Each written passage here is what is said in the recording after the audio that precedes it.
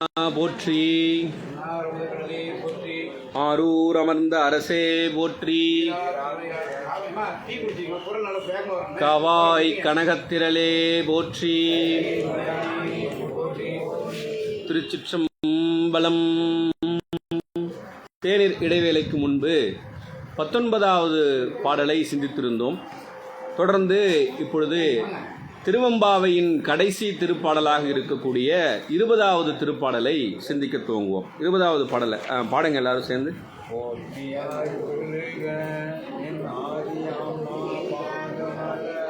எல்லாரும் சேர்ந்து பாடுங்க.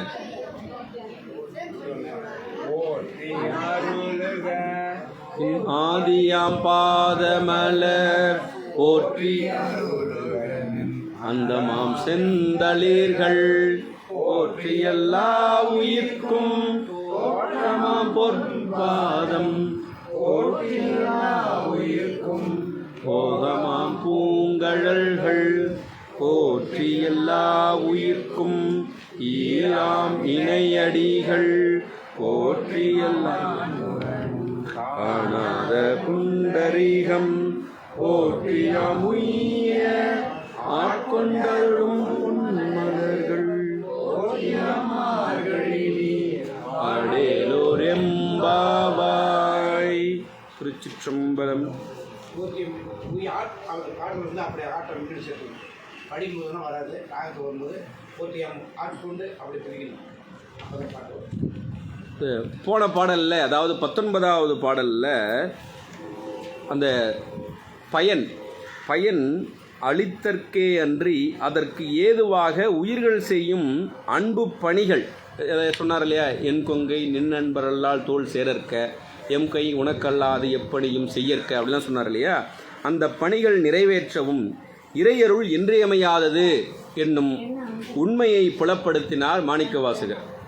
தொடர்ந்து இந்த கடைசியாக இருக்கக்கூடிய 20வது திருப்பாடலில் உயிர்களை கொண்டு தனக்கு தொண்டு செய்வித்து பயனளிக்கும் கடமையை இறைவன் எப்படி மேற்கொண்டிருக்கிறான், அதாவது அவ்வுயிர்களுக்கு உடலை படைத்தல், காத்தல், அழித்தல், மறைத்தல், அருளல் ஆகிய 5 குறிப்பின்பால் பட்டு அவற்றிற்கு இனமாம் என்பதை அருளிச் செய்கின்றார். இந்த 5 இங்கே குறிப்பால சொல்கிறாரு. இந்த 5 சொல்லக்கூடிய ஒரு பாடல்னு பார்த்தீங்கன்னா இது ரொம்ப முக்கியமான ஒரு திருப்பாடல். பாருங்க, இந்த பாடலுக்கு என்ன தலைப்பு அப்படின்னு கேட்டால் 5 கூறப்படும் பாடல் அப்படின்னே வச்சுக்கலாம். 5 கூறப்படும் பாடல். கிட்டத்தட்ட நீராடல் நிறைவேறி விட்டது. பெண்கள் எல்லாம் முதல் பாடல்லேருந்து இப்போ ஒவ்வொரு வீட்லேயும் எழுப்பி கொண்டு போனாங்க, நீராடினார்கள். நீராடி கடைசியாக நிறைவேறிய நிலையில் நீராடல் நிறைவேறியதும் அதன் பயனாக பெண்கள் எல்லோரும் ஒருங்கு சேர்ந்து தம்மை பாதுகாக்குமாறு இறைவனை புகழ்ந்து பாடி ஆடுவதற்கு வாயிலாக இருந்தது அந்த நீர். அந்த மார்கழி நீரை வேண்டி கோடலாக அமைந்திருக்கக்கூடியது இந்த பாடல், 20வது திருப்பாடல். அதுதான் போற்றி அருளுகனின் ஆதியாம் பாதமலர், போற்றி அருளுகனின் அந்தமாம் செந்தளிர்கள், போற்றி எல்லா உயிர்க்கும் தோற்றமாம் பொற்பாதம், போற்றி எல்லா உயிர்க்கும் போகமாம் பூங்கழல்கள், போற்றி எல்லா உயிர்க்கும் ஈராம் இணையடிகள், போற்றி மால் நான்முகனும் காணாத புண்டரிகம், போற்றியாம் உய்ய ஆட்கொண்டருளும் பொன்மலர்கள், போற்றியாம் மார்கழி நீர் ஆடேலோர் எம்பாவாய் என்பது 20வது பாடல். இதில் போற்றி அப்படின்னு சொல்கிறார் இல்லையா? போற்றி என்றால் வணக்கம் என்பது பொருள். நம்ம இது நமச்சிவாய அந்த சிவபுராணத்திலேருந்தே பார்த்துருக்கோம். ஈசன் அடி போற்றி, எந்தை அடி போற்றி. அப்புறம் போற்றி திருஅகவலில் பல போற்றிகளை பார்த்துருக்குறோம். இப்போ இங்கே போற்றி என்று சொன்னால் வணக்கம் என்பது பொருள். அருளுக அப்படின்னு சொன்னால் கருணை புரிக என்பது பொருள்.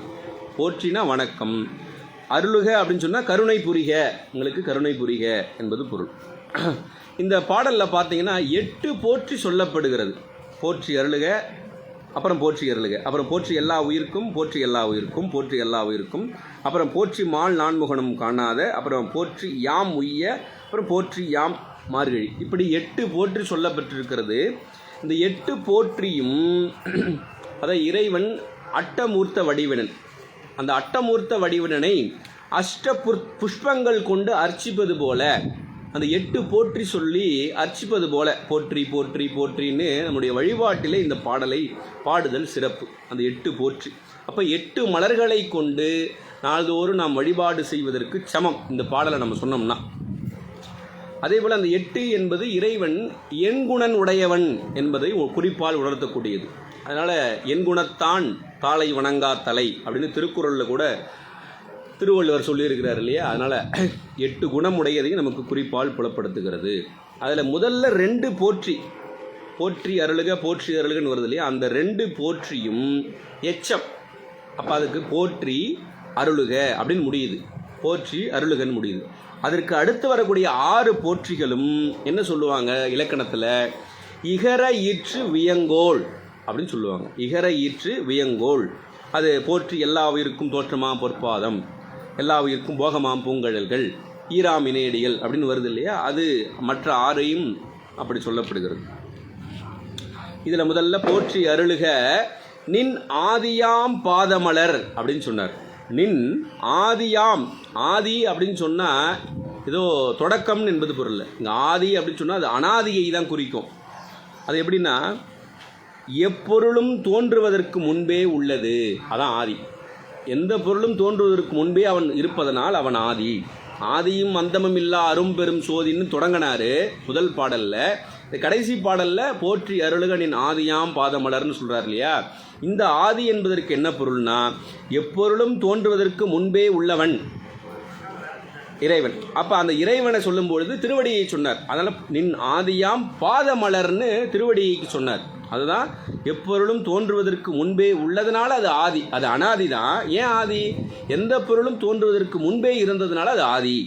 இறைவன் திருவடியாகிய திருவருள் இறைவனோடு உடனாய் எல்லாம் தோன்றுவதற்கு காரணமாய், எல்லாம் தோன்றுவதற்கு காரணமாயும் அதுதான் இருக்குது. அனாதி நித்தியமாய், எப்பொழுதும் ஒரே மாதிரி நித்தியமாய் அனாதி நித்தியமாய் இருத்தலின் அதை நின் ஆதியாம் பாதமலர் அப்படின்னு சொல்லி சொன்னார். அத்தகைய திருவடி செந்தாமரை மலர் போல எல்லா பொறிகளுக்கும் இன்பம் மூட்டுவதாய், நமக்கு எல்லா பொறிகளுக்கும் இன்பம் மூட்டுவதாய் பொறிகளை கடந்தும் இருக்கிறான் அவன். பொறிகளை எல்லாம் கடந்தும் இருப்பதால் அவற்றை மலர்களாகவே எண்ணி இன்புறுதல் காண்க. எல்லாமே மலர் மலர் மலர்னே சொன்னார். ஏன் அப்படின்னு சொன்னால் இது கன்னி பெண்கள் பாடக்கூடிய பாடல். அந்த கன்னியருக்கு மலர்கள் மீது பூக்கள் மீது நீங்காத ஒரு விருப்பம் இருக்கும். அதனால் மலர் மலர்னு சொன்னாராம். இப்போ கன்னியருக்கு பூக்களின் மீது நீங்காத விருப்பம் உண்மையால் இங்கே எல்லாமே மலர் தளிர் அந்த பூக்களையே சொல்லி சொன்னார் என்று திருவடியை மலராக ஓமை செய்தினார் அப்படின்னு சொல்லி நம்ம பார்க்குறோம். இப்போ இந்த நின் ஆதியாம் பாதமலர் அப்படின்னு சொன்னார். அந்த அப்புறம் என்ன சொன்னார், நின் அந்தமாம் செந்தளிர்கள்னு சொன்னார் இல்லையா. இங்கே அந்தம்னு சொன்னதும் ஏதோ முடிவுன்னு அர்த்தம் இல்லை, இதுவும் அனாதி. ஆதி எப்படி அனாதியோ இது அந்தமும் அனாதி. எப்படி ஆதி எப்படி சொன்னோம், எப்பொருளும் தோன்றுவதற்கு முன்பே உள்ளதுன்னு சொன்னோம் இல்லையா. இப்போ எல்லா பொருளும் தத்தம் காரணத்துள் ஒடுங்க தான் மட்டும் எஞ்சி இருப்பதனால அந்தமாம் செந்தளிர்கள்னு சொன்னார். நள்ளிருளில் நட்டம் பயின்றாடும் நாதனேன்னு சிவபுராணத்தில் சொன்னார் இல்லையா. அதுதான் போற்றி அருளுக நின் அந்தமாம் செந்தளிர்கள். அதை அப்படி வைத்துக்கொள்ளணும். அப்போ இது குறிப்பு நம்ம தெரிந்து கொள்ளணும். ஆதியாம் பாதமலர் அப்படின்னா அதிலிருந்து தோன்றக்கூடிய பொருள்கள் இருக்கின்றன என்பது பொருள். அப்படின்னா நாம் பிறவிக்கு வாராத நிலையில் இருக்கும் பொழுது இறைவன் எப்பொருளும் தோன்றுவதற்கு முன்பு இருந்தான். அவன் என்ன பண்ணுவான், நமக்கு இந்த உடலை தனு கரண புவன போகத்தை தோற்றுவிப்பான். அப்போ அந்த நின் ஆதியாம் பாதமலர் என்பது நம்ம அந்த கேவல நிலையில் இருக்கக்கூடிய தன்மையை குறிப்பது. ஆதியாம் பாதமலர் என்பது கேவல நிலையில் இருப்பதை குறிப்பது. அங்கே இருக்கும்போது தான் நமக்கு பிறவியை தருகிறான், தனு கரண புவன போகத்தை தருகிறான். இப்போ அந்தமாம் செந்தளிர்கள் அப்படின்னு சொன்னால் நாம் அடையக்கூடிய இலக்கு எது? எல்லா அருளாளர்களுமே அடையக்கூடிய இலக்குன்னு எதை சொல்கிறாங்கன்னா இறைவனுடைய திருவடி. அதுதான் முடிந்த முடிவு, அதுக்கு மேலே ஒன்றுமே இல்லை. அதனால் அந்தமாம் செந்தளிர்கள்னர். அந்தம்னு சொன்னால் இவன் தான் எல்லாவற்றையும் ஒடுங்கிய பிறகு எஞ்சி இருக்கக்கூடியவன். நாம் அடையக்கூடிய அதிகபட்ச இலக்கு எதுன்னு கேட்டால் இறைவனுடைய திருவடி. அப்போ அது எதை குறிக்கிறதுனா சுத்த நிலையை குறிப்பது. இப்போ முக்தியை குறிப்பது அந்தமாம் செந்தளிர்கள் என்பது. இதுதான் தேவாரத்தை சொல்லுவாங்க. சிந்திப்பவர்க்கு சிறந்து செந்தேன் முந்திப் பொழிவன முத்தி கொடுப்பன அப்படின்னு சொல்லுவாங்க. சிந்திப்பவர்க்கு சிறந்து செந்தேன் முந்திப் பொழிவன முத்தி கொடுப்பன, இது எல்லாமே எது? இறைவனுடைய திருவடி தான் இவ்வாறு செய்கிறது என்று நமக்கு சொல்கிறாங்க. அப்போ ஆதியாம் பாதமலர் என்பது கேவல நிலையையும், அந்தமாம் செந்தளிர்கள் என்பது சுத்த நிலையையும் குறிப்பது. அது நம்ம புரிந்து கொள்ளணும். ஆதியாம் பாதமலர்னா பிறவிக்கு வாராத நிலை, அப்போ தான் கொடுக்க போகிறார் எல்லாவற்றையும். அந்தமாம் செந்தளிர்கள்னு சொன்னால் அதன் பிறகு பிறவி முடிந்த நிலை, அது சுத்த நிலை, வீட்டு நிலை. அப்புறம் இதில் ஒரு செய்தியை நம்ம தெரிந்து கொள்ளணும். அந்தமாம் செந்தளிர்கள்னு சொன்னால் எல்லாம் ஒடுங்கிய காலம், சங்கார காலத்தில் இறைவன் மட்டுமே அந்தமாக இருப்பான். பக்குவம் அடைந்த ஆன்மாக்கள் எல்லாம் சுத்த நிலையை, வீட்டு நிலையை அடைந்துவிடும். பக்குவம் மாறாத உயிர்கள் இருக்கும் இல்லையா, அந்த உயிர்கள் இறைவனுடைய திருவடியில் அடங்கி ஒடுங்கி இருக்கும். அப்படி ஒடுங்கி இருக்கக்கூடிய தன்மையில் மறுபடி இந்த ஆன்மாக்கள் தோன்ற வேண்டும் என்று சொன்னால் அந்த ஆதியாம் பாதமலரிலிருந்து தோன்ற வேண்டும். அதனால் அது எப்படி? அந்த தளிர் இருக்குது இல்லையா, தளிர் தான் என்ன ஆகும்? மலராக ஆகும். தளிர் தான் மலராக மாறும். அப்படி அந்தமாக இருக்கக்கூடிய இறைவனிடத்திலிருந்து தான் மலராக இருக்கக்கூடிய மறுபடி புனர் உற்பவம் தோன்றும். இதை நீங்கள் சித்தாந்த சாத்திரத்தோடு பொருத்தி பார்க்கணும். சிவஞான போதத்தில் முதல் நூற்பா யாராவது சொல்லுங்கள். அவன் அவள் அது எனும் அவை மூவினைமையின் தோற்றிய திதியே ஒடுங்கி மலத்து உளதாம். அது ஒடுங்கி உளதாம்னு சொல்கிறார்களே, ஒடுங்கி மலத்து உளதாம், அதுதான் அந்த அந்தமானசன். ஒடுங்கி மலத்து உளதாம் அந்தம் ஆதி என்மனார் புலவர்னு சொல்கிறார் பாருங்க. அப்போ அந்தத்தை செய்யக்கூடியவனே ஆதியும் செய்வான். அப்போ எங்கே போய் செந்தளிர்களாக ஒடுங்கி இருக்கிறதோ அங்கிருந்து தான் திருப்பி மலராக திரும்பி தோற்றுவிக்கப்படும். அப்போ பக்குவம் வாராத ஆன்மாக்கள் மகாசங்கார அந்த நிலையில் காலத்திலே இறைவனுடைய திருவடியில், அந்த திருவடியை தான் என்ன சொன்னார்? தளிர்கள்னு சொன்னார். அங்கே போய் ஒடுங்கி இருக்கும். திரும்ப முக்தி பேறு வருவது வரைக்கும் திரும்ப பிறவி கொடுத்து கொண்டே இருப்பார். அப்போ அங்கிருந்து மலராக ஆதியாம் பாதமலர்னு சொன்னார் இல்லையா, அப்போ அங்கிருந்து மறுபடி தோற்றுவிப்பார் புனர் உற்பவமாக. அந்த தன்மையை நம்ம சிந்தித்து பார்க்கணும். பக்குவம் வந்த ஆன்மாக்களுக்கு ஆதியாம் பாதமலர் என்பது கேவல நிலை, அப்போ அந்தமாம் செந்தளிர்கள் என்பது சுத்த நிலை. அதை நம்ம புரிந்து கொள்ளணும். பக்குவம் வாராத உயிர்கள் அந்தமாம் செந்தளிர்கள் இருந்தாலும் மறுபடியும் தோற்றுவிப்பார் இறைவர். அந்த தோற்றுவிக்கக்கூடிய தன்மையை நம்ம அடுத்த வரிக்கு பொறுத்துக்கணும். போற்றி எல்லா உயிர்க்கும் தோற்றமாம் பொற்பாதம் போற்றி அருளுக நின் ஆதியாம் பாதமலர் என்பது கேவலங்களை மட்டும்தான். அதுக்கு நீங்கள் மறுபடியும் பொருத்தாதீங்க. போற்றி அருளுகனின் அந்தமாம் செந்தளிர்கள் என்பது இது சுத்த நிலை. சுத்த நிலையில் பக்குவமுடைய ஆன்மாக்கள் இறைவனுடைய திருவடியை எய்துவிடும். பக்குவம் மாறாத ஆன்மாக்களுக்கு மறுபடி இறைவன் தோற்றுவிப்பான் புனர் உற்பவ காலத்திலே. அதுதான் அடுத்தது சொல்ல போகிறாரு. போற்றி எல்லா உயிர்க்கும் தோற்றமாம் பொற்பாதம். அதான் போற்றி எல்லா உயிர்க்கும் தோற்றமாம் பொற்பாதம் அப்படின்னு சொல்கிறாரு பாருங்க. திருவடிகள் முடிந்த பொருளாய் விளங்கும் நிலையில் அவற்றை செந்தளிர்களாக கூறியது முடிந்த பொருளே தோன்றுவதற்கு வித்தாய் இருப்பதனால் அப்படின்னு சொன்னார். அப்போ உடனே சொல்கிறாரு தோற்றமாம் பொற்பாதம் அப்படின்னு சொல்ல வர்றாரு. அடுத்தது போற்றி எல்லா உயிர்க்கும் தோற்றமாம் பொற்பாதம், அதுதான் வித்தாக இருந்து மறுபடி தோன்றுகிறது. தோற்றமாம் பொற்பாதம் அப்படின்னு சொன்னார் இல்லையா, இதுதான் இறைவன் செய்யக்கூடிய படைத்தல் தொழிலை குறிப்பது. இப்போ நம்ம என்ன பார்த்தோம்னா ஆதியாம் பாதமலர் என்பதை கேவல நிலை என்றும் அந்தமாம் செந்தளிர்கள் என்பதை சுத்த நிலை என்றும் பார்த்தோம். இப்போ வரக்கூடிய அந்த நிலைகளை எல்லாம் சகல நிலைக்கு சொல்கிறார். புனர் உற்பவ காலம் வரும்பொழுது இது எல்லாமே சகல நிலை. சகல நிலையில் படைத்தல், காத்தல், அழித்தல், மறைத்தல், அருளல் எல்லாவற்றையும் சொல்கிறார் பாருங்க. முதல்ல போற்றி எல்லா உயிர்க்கும் தோற்றமாம் பொற்பாதம் என்பது படைத்தல். அதுதான் அந்த படைத்தல் எனக்கு சொல்லும்போது சொன்னார் பாருங்க. போற்றி எல்லா உயிர்க்கும் தோற்றமாம் பொற்பாதம்னர், பொன் போன்ற பாதமா. பொன் அப்படின்னு சொன்னாலே அது சுத்தமுடையது. அப்போ சுத்தமான திருவடி, சுத்தமான திருவடி என்பது பொருள். அப்புறம் போற்றி எல்லா உயிர்க்கும் போகமாம் பூங்கழல்கள் அப்படின்னார். அந்த போகமாம் பூங்கழல்கள் என்பது காத்தல். அந்த காத்தல்னா என்னென்னா தோன்றிய உயிர்கள் தத்தம் கால எல்லையில் நிலைத்து நின்று இன்பங்களை நுகரவும் வினைக்கழிவு பெற்று பரிபாகமுற்ற நிலையில் பேரின்பத்தை பெறவும் போகப்பொருளாய் விளங்குவன பூங்கழல்களே. போகப்பொருளாய் விளங்கக்கூடியது இந்த பூங்கழல்கள். இந்த பூங்கழல்களை தான் அந்த இப்போ எல்லாமே பாருங்கள். பாதமலர் திருவடி, செந்தளிர்கள் திருவடி, பொற்பாதம் திருவடி, பூங்கழல்கள் திருவடி, எல்லாவற்றுக்கும் வேற வேற சொல்லாட்சியை பயன்படுத்தியிருக்காரு பாருங்க. சொன்னதை ரிப்பீட் பண்ணல.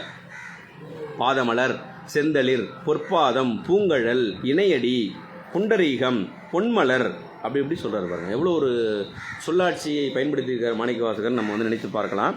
சரி, இப்போ இந்த எல்லா உயிருக்கும் போகமாம் பூங்கழல்கள் என்பது காத்தல். அது காத்தல் எப்படின்றதான் இப்போ சொன்னோம். தோன்றிய உயிர்கள் தத்தம் கால எல்லையில் நிலைத்து குறிப்பிட்ட காலம் இருக்கணும், ஒரு 70 ஆண்டு காலம் இந்த பூமியில் இருக்கணும் அப்படின்னு சொன்னால் அது வரைக்கும் இருந்து இன்பங்களை நுகரவும் வினைக்கழிவு பெற்று வினை நீங்க பெற்று பரிபாகமுற்ற நிலையில் ஒருவேளை பக்குவம் வந்துவிட்டால் பேரின்பத்தை பெறவும் போகப்பொருளாய் விளங்கக்கூடியது எதுன்னா பூங்கழல்கள் தான். பூங்கழல்கள் எது? இறைவனுடைய திருவடி தான். அதான் திருவடி சொல்றார். பூங்கழல்கள், பூ போன்ற திருவடி அப்படின்னார். கடல்னாலே வெற்றிக்கு உரியது எது? அது வெற்றியுடையது. அப்படி கடல்கள் அப்படின்னு சொன்னால் வெற்றி என்பது பொருள். அது தானியாகு பெயராய் திருவடியை உணர்த்தியதுன்னு இலக்கணத்தை சொல்லுவாங்க. சரி, அப்புறம் 3வது, போற்றி எல்லா உயிர்க்கும் ஈராம் இணையடிகள். இது வந்து அழித்தல் அல்லது ஒடுக்குதலை குறிப்பது. அழித்தல்னா நம்ம சைவத்தை பொறுத்தவரை ஒடுக்குதல்னு அர்த்தம். தோன்றி இருக்கக்கூடிய பொருள் அதனுடைய காரணத்தில் ஒடுங்குதல். காரிய பொருள் காரணத்தில் ஒடுங்குதலுக்கு பேர் அழிவுன்னு பேர். அழிவுனா எந்த பொருளையும் நம்ம அழிக்க முடியாது. அது ஒடுக்கம் தான் இங்கே அழித்தல்னு சொல்கிறது. அது எப்படின்னா வினைப்போகம் கழிந்த பிறகு எல்லா உயிர்களும் தம்மிடத்து ஒடுங்கப் பெறுவதால் ஈராம் இணையடிகள் என்றார். சரி, இப்போ இறைவனுடைய திருவடின்னு சொல்லும் பொழுது இறைவனுடைய அருள்னு சொல்கிறோம். படைத்தல் அருள், காத்தல் அருள், அழித்தலும் எப்படிங்க அருள்? அழிக்கிறாரு, அழிக்கிறவரு எப்படிங்க அருளாகும் அப்படின்னு கேட்டால் அதுக்கு தான் நமக்கு சொல்கிறாங்க அழிப்பு இலைப்பாற்றல். அழிப்புனா என்னன்னா இலைப்பாற்றல். அப்போ நம்ம நாள்தோறும் தொடர்ந்து வேலை செஞ்சுட்டே இருந்தோம்னா என்ன ஆகும்? நமக்கு ஓய்வு தேவையில்ல. ஓய்வுக்காக தான் நம்ம நாள்தோறும் என்ன பண்ணுறோம்? இரவில் தூங்குகிறோம். அங்கே தூக்கம் என்பதை ஒரு நாள்தோறும் இறத்தல் பிறத்தலுக்கு சமம். உறங்குவது போலும் சாக்காடு, உறங்கி விழிப்பது போலும் பிறப்புன்னு திருக்குறளில் திருவள்ளுவர் சொன்னார். அதுவே நம்மளுடைய மரணத்துக்கு ஒத்திகை தான். அதெல்லாம் டெய்லி தூங்கி எழுந்திருக்கிறோமே, இறந்து பிறகுறோம். அப்போ அது எதுக்காக கொடுக்குறாரு? இப்போ நம்மளே சொல்கிறோம்ல, நல்லா தூங்கி எழுந்திருப்பா. அப்போ தான் இப்போ நம்ம வீட்டிலேயே பையன் வந்து ஒரு பரீட்சை நேரத்தில் என்ன சொல்கிறோம்? நல்லா தூங்குப்பா, நைட்டு காலையில் 4 மணிக்கு எழுப்பி விடுறேன். நல்லா தூங்கினா தான் உனக்கு மைண்டு வந்து ஃப்ரீ ஆகும், ரிலாக்ஸ் ஆகும், அப்போ தான் படிக்க முடியும்னு சொல்கிறோம்ல. அது எதற்காக? இளைப்பாறுவதற்காக அப்படின்னு சொல்லி பார்க்குறோம் இல்லையா? அப்போ அதே போல் தான் இந்த அழித்தல் என்பதும், இந்த உடம்புல கருவி கிரணங்கள் எல்லாம் என்ன ஆகும்? ஒரு 70 வயசு ஆயிடுச்சுன்னா என்னாச்சும்? கண்ணு தெரியல, காது கேட்கல, உடல் தளர்ந்து போச்சு. திரும்ப அடுத்தது ஒரு ஃப்ரெஷ்ஷாக ஒரு உடம்பு தர போகிறார் சாமி. அப்போ அதுதான் சொன்னாங்க, அழிப்பு இலைப்பாற்றல் ஆக்கம் அவ்வவர் கண்மம் எல்லாம் கழித்திடல் நுகரச் செய்தல் காப்பது கண்ம ஒப்பில் தெளித்திடல் மலங்கள் எல்லாம் மறைப்பு அருள் செய்தி தானும் பழிப்பொழி பந்தம் வீடு பார்த்திடின் அருளே எல்லாம் என்பது சிவஞான போதம். இது அதுக்கு சிவஞான சித்தியார் சொல்றாங்க, எக்கிரமத்தினாலும் இறை செயல் அருளே என்றும். நீங்க படைத்தல், காத்தல், அழித்தல், மறைத்தல், அருளல் எல்லாமே அருள் தான். அதான் சொன்னார், எக்கிரமத்தினாலும் இறைவனுடைய செயல் அருளே, எல்லாம் திருவருள் அப்படின்னு சிவஞான சித்தியார்னு சொன்னாங்க. சிவப்பிரகாசத்திலும் ஏற்ற இவை அரண் அருள் அப்படின்னு சிவப்பிரகாசத்தையும் சொல்கிறாங்க. சிவஞான போதம், சிவஞான சித்தியார், சிவப்பிரகாசம் மூன்றிலும் எல்லாம் இறைவனுடைய அருள் தான். அழித்தல் நீங்கள் எதை நினச்சிக்கலங்க, அழிக்கிறார் சாமி சொல்லுவாங்க இல்லையா? நடராஜ பெருமானை வீட்டில் வச்சுருக்கலாமா?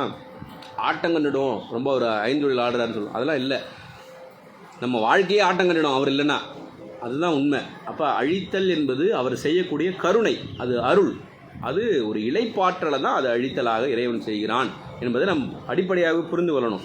அந்த சிவப்பிரகாசத்தில் அந்த பாட்டுக்கு மதுரை சிவப்பிரகாசர் என்பவர் உரை செய்திருப்பார்.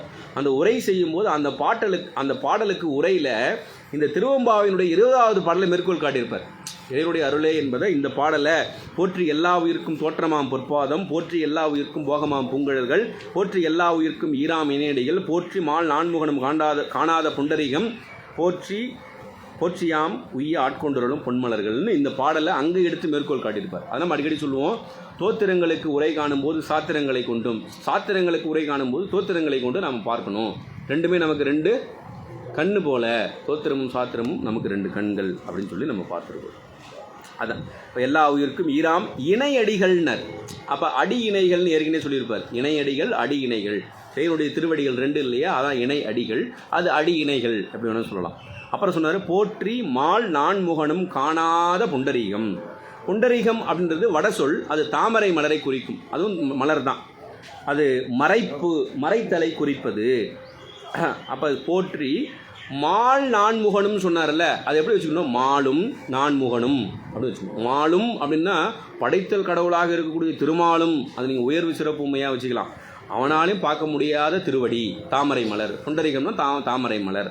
நான்முகனும் காணாத அப்படின்னா அந்த நான்முகனும் என்ற உண்மை இழிவு சிறப்புமை. என்னன்னா நான்முகன் அப்படின்னு சொன்னால் 4 திசையிலும் அவனுக்கு முகம் இருக்கும். அப்போ இங்கேருந்து நம்ம இந்த பக்கம் பார்க்கணும்னா எப்படி திரும்பி பார்க்கணும், இந்த பக்கம் பார்க்கணும்னா எப்படி திரும்பி பார்க்கணும், பின்னாடி பார்க்கணும்னா பின்னாடி எழுந்து நின்று தான் போய் பார்க்கணும். ஆனால் பிரம்மா அப்படி இல்லை, எல்லா திசையிலையும் பார்ப்பானாம். அப்படி எல்லா திசையிலையும் பார்க்கக்கூடியவனால காண முடியாத திருவடி, அதனால் அவன் நான்முகனும் சொல்கிறது இழிவு சிறப்புமே. அப்புறம் நம்ம திருவண்ணாமலையில் சொல்லவே வேண்டியதில்லை, திருமாலும் பிரம்மனும் அடிமுடி தேடி போனாங்க. தேடி போனதில் அவங்களால காண முடியல அப்படின்றதையும் பார்த்தோம். திருமால் எங்கே போனார், கீழே போனார், பிரம்மா மேலே போனார். ஆனால் 2 பேரும் அப்படி போயிருக்கணுமா, மாறி போயிருக்கணும். அப்படி மாறி போயிருந்தாலே போய் பார்க்க முடியுமா, பார்க்க முடியாது. மாறி அவர்கள் போகக்கூடிய திசையில் போயிருந்தாலே பார்க்க முடியாது. ஆனால் திரும்ப அவங்க ஆப்போசிட் டைரெக்ஷனில் போய் எப்படி பார்க்க முடியும்? அதில் வேறு ஒருத்தர் போயிட்டு பார்த்துட்டு வேறு போய் சொல்லிட்டார். அதனால் மால் நான்முகனும் காணாத புண்டரீகம்னர். அப்போ திருவடிகள் தாமரையிலேயே பிறந்து தாமரையே வாழ்க்கை துணையாக கொண்ட திருமாலாலும், திருமால் எப்படி இருக்கார், அங்கேயே பிறந்து அங்கேயே வாழ்க்கை எல்லாமே இருக்குது அவங்களுக்கு, அது சொல்கிறாங்க இல்லையா. அதிலே அவங்க ஏன்னா அம்மையை அவங்களுடைய துணைவியார் எங்கே இருக்காங்க, இங்கே தானே இருக்கிறாங்க. திருமாலாலும் பிரம்மனாலும் அறியப்படாத புதுமையை உடையது. அதனால் இது மால் நான்முகனும் காணாத புண்டரீகம் அப்படின்னு சொல்லி இது மறைத்தலை குறிப்பது. அப்புறம் கடைசியாக போற்றி யாம் உய்ய ஆட்கொண்டருளும் பொன் மலர்கள்னர், இது அருளலை குறிப்பது. அதில் சொல்லும்போது சொன்னார், அதில் என்ன சொன்னார், போற்றி யாம் உய்ய, நாம் உய்தி பெறுவதற்காக ஆட்கொண்டருளும், ஆளுதல் ஆட்கொள்ளுதல் அருளுதல் 2. ஆட்கொள்ளுதல்னா அதாவது விடுதல், அதாவது என்ன சொல்லுவோம், பாச நீக்கம். அருளுதல் என்பது சிவப்பேறு, அதான் ஆட்கொண்டு அருளும் பொன் மலர்கள் அப்படின்னாரு. பொன் போன்ற திருவடி, அங்கே பொற்பாதம்னு சொன்னார், இங்கே பொன் மலர்கள்னு சொன்னார். அது எப்படி பாருங்கள், வேறு வேறு சொல்லாச்சு, எங்கேயும் ரிப்பீட் பண்ணல. இப்படி இந்த 5 ஒழுகளையும் சொல்கிறார் இல்லையா, இது சகல நிலையை குறிப்பது. ஆதியாம் பாதமலர் என்பது கேவல நிலை, அந்தமாம் செந்தலர்கள் என்பது சுத்த நிலை. இந்த 5ம் சகல நிலையை குறிப்பது. அந்த சகல நிலையில் இறைவன் செய்யக்கூடிய 5 ஒழி குறிப்பது. இது என்னன்னா ஆகமத்தில் என்ன சொல்லுவாங்க, இந்த பஞ்சபிரம்ம மந்திரம் அப்படின்னு ஒன்று சொல்லுவாங்க. இங்கே தமிழில் நமக்கு திருமுறைகளில் இந்த 5 ஒழியை பற்றி திருமூலர் திருமந்திரத்தில் சொல்லியிருக்கிறார். 5 ஒழியை பற்றி மற்ற இடங்களில் இப்படி வெளிப்படையாக அதிகமாக வந்ததில்லை. மற்ற திருமுறைகளில் இந்த திருமந்திரம்னு சொன்னாலே அது என்ன சொல்லுவாங்க, தோத்திரத்தில் சாத்திரம்னு பேர் அதுக்கு வேறு. அதனால் மற்ற திருமுறைகளில் இந்த 5 ஒழி பற்றி சொல்லுவதனால இந்த பாடலையே என்ன சொல்லுவாங்க, பஞ்சபிரம்ம மந்திர பாடல் அப்படின்னு ஒரு பேர். இந்த பாடல் மிகச்சிறப்புடையது. அதனால தான் நம்ம போற்றி சொல்லும்போது அஷ்ட புஷ்பங்களுக்கு போற்றி சொல்வது போல அமைந்தது இந்த பாடல். போற்றி போற்றி போற்றின்னு 8 போற்றி வருகிறதுன்னு பார்த்தோம். அதேபோல் இந்த 5 ஒழியை சொல்வதனால இது பஞ்சபிரம்ம மந்திர பாடலுக்கு சமமானது அப்படியும் சொல்லலாம். அப்படி உயர்வுடையது இந்த திருப்பாடல் என்பதையும் நம்ம பார்க்கணும். அப்புறம் சொன்னார், அதுக்கப்புறம் போற்றி யாம் உய்ய ஆட்கொண்டு அருளும் பொன்மலர்கள் என அப்படி ஒரு சொல்ல வருவிச்சுக்கணும். என போற்றி யாம் மார்கழி நீர் ஆடையேலோர் எம்பாவாய் அப்படின்னு சொன்னார். அதாவது அளவிலா ஆற்றலுடைய திருவடி தாமரைகள் எம்மீதுள்ள கருணையால், அந்த திருவடி தாமரைகளுக்கு அளவில்லாத ஆற்றல் உடையன, அந்த அளவில்லாத ஆற்றலுடைய திருவடி தாமரைகள் எம்மீதுள்ள கருணையால் நாங்கள் உய்தி பெற அடிமையாக கொண்ட திறத்தையும், நாங்கள்லாம் அடிமைதான், அடிமையாக கொண்ட திறத்தையும் அதற்கு உபாயமாக உதவிய மார்கழி நீராட்டையும், அதான் மார்கழி நீர்னு சொன்னார் இல்லையா, மார்கழி நீராட்டையும் போற்றி அமைகிறார். அதுதான் போற்றியாம் மார்கழி நீர் ஆடையலோர் எம்பாவாய் அப்படின்னு சொன்னார். அளவிலா ஆற்றலுடைய திருவடி தாமரைகள் எம்மீதுள்ள கருணையால் யாங்கள் உய்ய அடிமையாக கொண்ட திறத்தையும் அதற்கு உபாயமாக உதவிய மார்கழி நீராட்டையும் போற்றி அமைகிறார் அப்படின்னு கடைசியாக சொல்கிறாரு.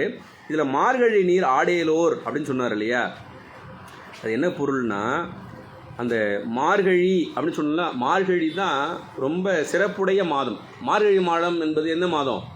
பீட மாதம். பீட மாதம் சொல்கிறோம் இல்லையா, அது பீடுடைய மாதம். பீடுனா பெருமையுடையது, பெருமையுடைய மாதம் அது மார்கழி மாதம். அதனால தான் அவங்க வைணவத்தில் என்ன சொல்லுவாங்க, மாதங்களில் அவன் கண்ணன் வந்து மார்கழியாக இருக்கிறான்னு வைணவத்தில் சொல்லுவாங்க.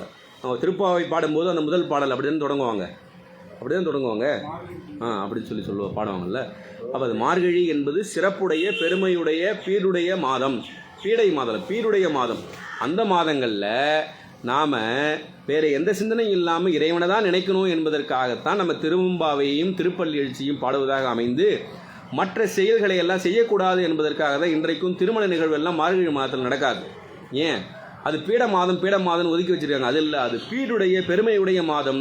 அந்த மாதத்தில் இறைவனை வழிபாடு செய்ய வேண்டும் என்பதற்காக அந்த தேவர்களுக்கெல்லாம் அது எப்படின்னா பிரம்ம முகூர்த்தம் போல 4 to 6, அந்த 4 to 6 தான் பிரம்ம முகூர்த்தத்தில் நாம் வழிபட வேண்டும். அதனால் மார்கழி மாதம் என்பது சிறப்புடைய மாதம். அந்த மாதத்தில் நம்ம இறைவனை வழிபட்டால் நமக்கு நல்ல பேறு கிடைக்கும் என்பதற்காக தான் அதை அப்படியே வச்சுருக்கிறாங்க. அதை மாற்றி பீட மாதம் சொல்லக்கூடாது, பீடுடைய பெருமையுடைய மாதம். அந்த மாதத்தில் இறைவனை நாம் வழிபட வேண்டும் என்பது தான் கருத்து. அந்த மார்கழியில் என்ன சொல்லுவாங்க, மார்கழி அப்படின்னு சொல்லும் பொழுது மிருகசீரிடம்னு ஒரு நட்சத்திரம் இருக்குது. மிருகசீரிடம் இருக்கு இல்லையா, அதுதான் மிருகசீரிடத்திற்கு உரியது அந்த மார்கழி. அந்த மிருகசீரிடத்துக்கு உரியது அப்படின்னு சொன்னால் அது ஆதிரையையும் குறிக்கும். இது என்னது? மிருகசீரிடமும் ஆதிரையும் எவ்வாறு தொடர்புடையது என்று கேட்டால், நீங்கள் சோதிடத்தில் பார்த்தீங்கன்னா மிருகசீரிடம் என்ற நட்சத்திரமும் திருவாதிரை நட்சத்திரமும் ஒன்றுக்கொன்று பொருந்தக்கூடிய நட்சத்திரம். ஒரு கணவன் மனைவி கூட நம்ம பொருத்தம் பார்த்தோம்னா இந்த 2 நட்சத்திரமும் பார்த்தீங்கன்னா அவங்களுடைய அந்த வாழ்க்கை துணை சிறப்பாக அமையும். அதனால் திரு ஆதிரையையும் குறிக்கும். இன்றைக்கும் நட்சத்திரத்தில் திரு என்ற அடைமொழி சேர்ந்தது 2 நட்சத்திரம் தான். ஒன்று திருவாதிரை, இன்னொன்று திருவோணம். ரெண்டுமே இறைவனுக்குரியது தான். அது திருவோணம் என்பது அதன் பிறகு அவங்க மாற்றிக்கிட்டாங்க. ரெண்டுமே நம்முடைய சிவபெருமானுக்குரிய நட்சத்திரங்கள். ஆமாம், எல்லாமே அந்த மிருகசீரிடத்துக்கு உரியதுன்னு சொன்னால் திருவாதிரைக்கும் உரியது. அதனால் மார்கழியில் திருவாதிரையில் நம்ம வந்து 10 நாள் விழாவாக நம்ம கொண்டாடுவோம் பாருங்கள். அது மார்கழி திருவாதிரை என்று வந்ததற்கான காரணமும் அதுதான் என்பதை நம்ம புரிஞ்சுக்கணும். அதில் மார்கழின்னு இருக்குது இல்லையா, அது ஒரு பாடபேதம் இருக்குது. போற்றியாம் ஆர்கழி ஆர்கழி அப்படின்னு சொன்னால் அந்த கடல் அலை இருக்குது இல்லை, கடல் அலை அப்படியே ஆர்த்து வருமா சத்தத்தோட, அப்படின்னு என்ன அர்த்தம்? அது பேரின்பக் கடலுக்கு ஓமை. அதாவது பேரின்பக் கடலுக்கு அறிகுறியாக ஆர்கழி நீரை கூறினார். ஆர்கழின்னு நீங்கள் வச்சுக்கிறீங்கன்னா பேரின்பக் கடலுக்கு ஒரு சிம்பல், ஒரு அறிகுறியாக இந்த ஆர்கழி நீரில் நீங்கள் ஆடுனீங்கன்னா உங்களுக்கு பேரின்பம் கிட்டும் என்பதை நமக்கு ஒரு ஓமை வாயிலாக காட்டுகிறார் என்பதை நம்ம வைத்துக்கொள்ளலாம். அப்போ இறைவனும் அவன் திருவடியாகிய சக்தியும் வேற இல்லை அப்படின்றத நம்ம அடிப்படையாக புரிஞ்சுக்கணும். இறைவன் செய்யும் திருவிளையாடல்கள் திருவடி மேல் ஏற்றி கூறப்பட்டன. இந்த 5 தொழிலெலாம் யார் செய்கிறா? இறைவன் தான் செய்கிறா. ஆனால் திருவடி மேலே தான் சொல்லியிருக்கிறார். போற்றி எல்லா உயிருக்கும் ஈராம் இணையடிகள்னு சொன்னால் திருவடியாகிய சக்தியின் மீது சொன்னதுக்கு காரணம் என்ன? சக்தியும் சிவமும் வேற அல்ல என்பதை நம்ம புரிஞ்சுக்கணும் அடிப்படையாக. அதனால் முதலில் ஆதி அந்தம்னு சொன்னார் இல்லையா, அந்த ஆதி அந்தம்னு சொன்னது பிரம்மன். அது இன்னொரு குறிப்பு, அதில் கேவலம் சகலன் ஒன்று, இன்னொன்று அங்கே வந்து பிரம்மன் மால் முதலிய தேவர்கள் எல்லாம் படைத்தது. இங்கே பின்பு கூறிய இந்த 5 தொழில்கள் அது முத்தொழில்கள்னு சொல்லப்படும், அப்புறம் 5 தொழில்கள்னு சொல்லப்படும். ஏன்னா படைத்தல் காத்தல் அழித்தல் என்பது இந்த உலகத்தின் மீதும், மறைத்தல் அருளல் என்பது உயிர் அறிவிலும் இறைவன் செய்யக்கூடிய தொழில்கள். அதனால் முத்தொழில்கள் சொன்னாலும் 5 தொழில்கள் சொன்னாலும் இந்த 2ம் அந்த முத்தொழில்களை அடக்கி சொல்லுவாங்க. மறைத்தலை காத்தலிலும் அருளலை அழித்தலிலும் அடக்கி சொல்லுவாங்க. அதனால் உலகு உயிர்களை பற்றி செய்யக்கூடியது இங்கே சொல்லப்பட்ட அந்த 5 தொழில்கள். அது தோற்றம், போகம், ஈராம் இளையடிகள், அப்புறம் காணாத புண்டரிகம், ஆட்கொண்டருளும் பொன்மலர்கள், இதெல்லாம் உலகு உயிர்கள் மேல் செய்த அந்த 5 தொழிலை சொன்னது. அப்போ அதை எப்படி வச்சுக்கணும்னா, இது நம்ம உண்மை விளக்கம் மறுபடியும் உண்மை விளக்கம் படிக்கும் பொழுது நம்ம படிச்சுட்டு அந்த ஊன நாடகம் ஞான நாடகம் படிக்கும்போது ஊன நாடகத்தில் தூள 5 தொழில், சூக்கும் 5 தொழில், அதிசூக்கும் 5 தொழில்னு படிச்சுருப்போம். அதுதான் இங்கே சொல்கிறாரு. தூள 5 தொழில் முதல்ல சொன்னது ஆதியாம் பாதமலர். அந்தமாம் சிந்தலர்கள் என்பது சூக்கும் 5 தொழில். அப்புறம் சொன்னது அதிசூக்கும ஐந்தொழில் இப்படியும் பிரித்து நமக்கு அந்த ஐந்தொழிலை பிரித்து சொல்லலாம் என்று எப்பொழுதுமே நம்ம திருவாசகம் படிக்கும் போதெல்லாம் நம்ம முற்றோதல் படிக்கிறோம். முற்றோதல் படிக்கும்போது என்ன பண்ணுவோம்? போற்றியாம் ஆறுக போற்றி அருள்கனின் ஆதியாம் பாதமலர் 2 நிமிஷத்தில் படிச்சுட்டு போயிடும். இதில் எவ்வளவு சித்தாந்த கருத்துக்கள் புதைந்து இருக்கிறது என்பதை பார்க்கணும். அதுக்கு தான் நம்ம என்ன சொல்கிறோம்? சொல்லிய பாட்டின் பொருளை திருவருள் உணர்த்த திருவாசக விளக்குரை வகுப்புன்னு இப்படி ஒரு வகுப்புக்கெல்லாம் எல்லாரும் வரணும். இப்போ நம்ம இதிலிருந்து இந்த பாடல் நிறைவாயிடுச்சு. 7 பதிகங்கள் நிறைவு பெற்று விட்டது. இதற்கு பிறகு வரக்கூடிய பதிகங்கள்லாம் 20 பாடல்கள்லாம் கிட்டத்தட்ட நம்ம மிக விரைவில் நம்ம இறைவனுடைய திருவருளால் முடிக்கலாம் என்று சொல்லி இந்த பாடலில் இறைவன் திருவடிகளே எல்லாமாகவும் இன்ப நிலைக்கலனாகவும் 5 தொழில்களை இயற்றும் அருள் நிலையமாகவும் 5 தொழில்களை இயற்றக்கூடியவனாக அவன் தான் இருக்கிறான். அது அருள் நிலையமாகவும் முக்தித்தானமாகவும் இருத்தலை சொல்லி போற்றுகிறார் இந்த பாடலில். இறைவன் திருவடிகளே எல்லாமாகவும் இருக்குது, இன்பத்துக்கு நிலைக்கலனாக இருக்கிறது, 5 தொழில்களை ஏற்றக்கூடிய அருள் நிலையமாக இருக்கிறது, முத்தித்தானமாகவும் இருக்கிறது. இது எல்லாமே இறைவனுடைய திருவடி என்பதை இந்த பாடலில் நமக்கு மணிவாசகர் உணர்த்துகிறார். அப்புறம் இந்த பாடலில் வேற என்ன கருத்து சொல்லப்படுகிறதுனா, மார்கழி நீராடி அதன் பயனாக கன்னியர் அனைவரும் ஒருங்கு சேர்ந்து இம்மை மறுமை பயன்களை ஒரு சேர உதவிய இறைவன் திருவடிகளை தளிராகவும் பொன் பூக்களாகவும் அனுபவித்து போற்றி தம்மை காத்து அருளுக என்று வேண்டிக் கொள்வது தான் இந்த பாடலினுடைய திரண்ட கருத்து. மறுபடி சொல்கிறோம், மார்கழி நீராடி அதன் பயனாக கன்னியர் அனைவரும் ஒருங்கு சேர்ந்து இம்மை மறுமை பயன்களை ஒரு சேர உதவிய இறைவன் திருவடிகளை தளிராகவும் பொற்பூக்களாகவும் அனுபவித்து போற்றி தம்மை காத்து அருளுக என்று வேண்டிக் கொள்கிறார்கள் அந்த கன்னிப்பெண்கள் எல்லாம். இப்போ இந்த பாடல் எப்படி சக்தியை வியந்தது என்று கேட்டால், மார்கழி நீராட்டுன்னு சொன்னாங்க இல்லையா, மார்கழி நீர் ஆடியில் ஒரு எம்பாவாய், அதில் அந்த அத்துவித இன்பக் கலப்பாய் அன்பு நீராட்டாய் அமைந்து எல்லாவற்றையும் திருவடியாகிய திருவருள் சக்தியாகவே காண வைத்தமையால், எல்லாமே திருவருள் சக்தியாக தான் பார்த்து வைத்தார். அதாவது எல்லாமே தளிர்கள், மலர்கள், கடல்கள் அப்படின்னு சொன்னாங்க இல்லையா, புண்டரீகம் எல்லாமே சொன்னதுனால இது சக்தியை வியந்தது என்பது பெறப்படுகிறது என்பதை பார்க்குறோம். அப்புறம் நம்ம இதோட இந்த திருவெம்பாவை என்ற பகுதி நிறைவு பெறுகிறது.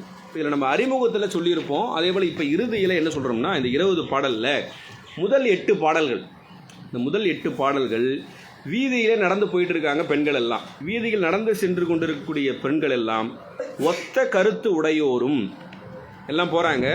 தூயில் உணர்த்தி நீங்கள்லாம் தூங்கிட்டு இருக்கீங்க, தங்களுடன் இணைத்து கொண்டு பொய்கையை அடைதலை முதல் 8 பாடலில் சொல்கிறார். என்ன பண்ணுவாங்க, முதல்ல ஒரு பெண் பக்கத்து வீட்டு பெண்ணை எழுப்புவா, அவங்க 2 பேரும் சேர்ந்து அடுத்த வீட்டு பெண்ணை எழுப்புவா, இப்படி 4 பேர் சேர்ந்து 8வது வீட்டில் போகிறது, இப்படி எல்லாரும் எழுப்பி கொண்டு நீராடுவதற்கு போனதை முதல் 8 பாடலில் சொன்னார். அப்புறம் 9வது பாடல்லேருந்து 18வது பாடல் வரைக்கும் அந்த நீராடலை சொன்னார். அது புனலாடல், நீராடலை சொல்லிட்டு அதோடு அதில் சொன்னார் பாருங்க, கோயிற் பினா பிள்ளைகள் அப்படின்லாம் ஒரு சொல்லு நம்ம பயன்படுத்தணும் இல்லையா ஒரு பாடலில்.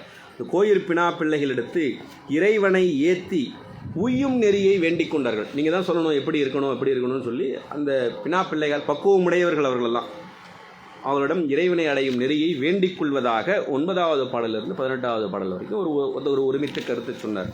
அப்புறம் 19வது பாடலில் வரம் வேண்டுதல், எனக்கு இவங்க தான் கணவராக வரணும் அப்படின்னு சொல்லி கேட்டாங்க இல்லையா, அது வரம் வேண்டுதலை 19வது பாடலில் நமக்கு அருளி செய்தார். கடைசியாக இந்த 20வது பாடல் மங்களம் பாடி நிறைவு செய்கிறார். இறைவன் 5 வேளை செய்கிறான். பஞ்சபிரம மந்திர பாடல்லே சொன்னோம், அதாவது அஷ்ட புஷ்பங்களை போற்றி வணங்குதல்னு சொன்னோம். அப்போ இது ஒரு மங்களகரமான பாடல். இப்போ வழிபாட்டில் இந்த பாடலெல்லாம் நம்ம நாள்தோறும் பாட வேண்டும் என்பது கருத்து. அப்போ மங்களம் பாடி இந்த 20வது பாடலை நிறைவு செய்கிறார் என்று சொல்லி நாம் இந்த திருவெம்பாவை சிந்தனையை நாம் நிறைவு செய்வோம். அடுத்த மாதத்திலிருந்து நம்ம அடுத்த பகுதியாக இருக்கக்கூடிய திரு அம்மானை பாடலை நாம் சிந்திக்கலாம். அது 8வது திருப்பதியும், அதுவும் திருவண்ணாமலையிலே அருளி செய்தது தான் என்று சொல்லி இந்த வகுப்பை நிறைவு செய்வோம். நிறைவு செய்வதற்கு முன்பாக இன்றைய வகுப்பிலே ஒரு சில வினாக்களை நாம் எழுப்புவோம். அது 72வது வகுப்பிலே நாம் எழுப்பக்கூடிய வினாக்கள். முதல் வினா, 18வது பாடலில் இறைவன் ஒன்றாய் வேறாய் உடனாய் இருக்கும் சொற்றொடர்களை எழுதுக. 18வது பாடலில் இறைவன் ஒன்றாய் வேறாய் உடனாய் இருக்கும் சொற்றொடர்களை எழுதுக. 2வது வினா, கங்குள் பகல் எம்கண் மற்றொன்றும் காணற்க இத்தொடரை விளக்குக. கங்குள் பகல் எம் கண் மற்றொன்றும் காணற்க. இத்தொடரை விளக்குக. மூன்றாவது வினா, 20வது பாடலில் எந்தெந்த சொற்களால் கேவல சகல சுத்த நிலைகள் குறிப்பால் உணர்த்தப்படுகின்றன? 20வது பாடலில் எந்தெந்த சொற்களால் கேவல சகல சுத்த நிலைகள் குறிப்பால் உணர்த்தப்படுகின்றன? 4வது மற்றும் கடைசி வினா, 20வது பாடலில் ஐந்தொழிலை குறிக்கும் சொற்றொடர்களை எழுதுக. மறுபடியும் 4 வினாக்களை வேகமாக சொல்லிடுவோம். முதல் வினா, 18வது பாடலில் இறைவன் ஒன்றாய் வேறாய் உடனாய் இருக்கும் சொற்றொடர்களை எழுதுக. 2வது வினா, கங்குல் பகல் எம்கண் மற்றொன்றும் காணற்க. இத்தொடரை விளக்குக. 3வது வினா, 20வது பாடலில் எந்தெந்த சொற்களால் கேவல சகல சுத்த நிலைகள் குறிப்பால் உணர்த்தப்படுகின்றன? கடைசி மற்றும் 4வது வினா, 20வது பாடலில் ஐந்தொழிலை குறிக்கும் சொற்றொடர்களை எழுதுக என்று சொல்லி இந்த அளவில் இன்றைய வகுப்பை நாம் நிறைவு செய்வோம். நிறைவு செய்வதற்கு முன்பாக 5 எழுத்தை 5 முறை அனைவரும் சேர்ந்து ஓதுவோம். திருச்சிற்றம்பலம்.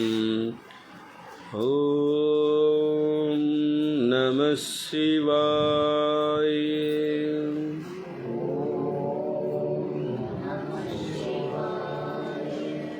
ஓம் நம சிவாய.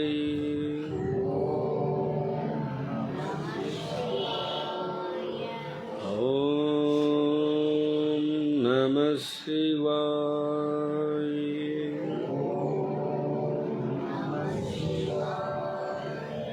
ஓம் நம சிவாய.